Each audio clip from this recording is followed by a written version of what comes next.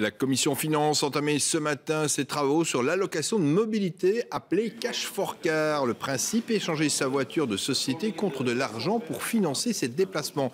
Ce projet qui était censé atterrir au 1er janvier 2018 a donc pris, on peut le dire, un peu de retard et il pourrait être voté mardi prochain. Un dossier controversé, mais essayons d'y voir plus clair ce soir. Alors, Alison Delpierre, on connaît maintenant un peu plus de détails et de chiffres sur ce fameux dossier. Eh bien oui, regardez, la voiture de société la plus populaire en 2017, c'est celle-ci, la Golf. Alors prenons l'exemple d'un travailleur qui possède cette voiture de société d'une valeur d'environ 25 000 €. Alors si le travailleur décide de l'échanger contre du cash, il aura 435 € par mois. Mais il faut déduire la taxe sur cette allocation ici, elle est de 36 €.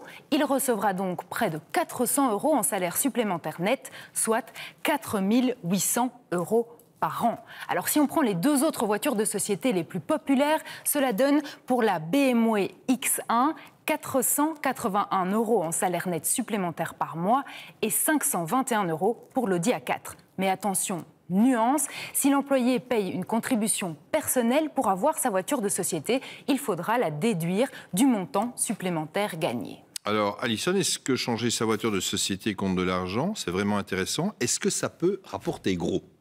Eh bien, cela peut être intéressant, vous l'avez vu, avec en plus un impact pas énorme, mais positif sur le calcul de la pension.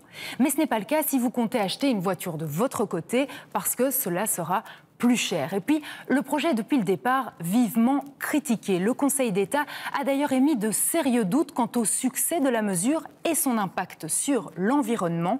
Alors, malgré les critiques, le projet de la Suédoise reste tel quel, mais il pourrait subir quelques ajustements puisque cette réforme est donc loin de faire l'unanimité. Merci Alison.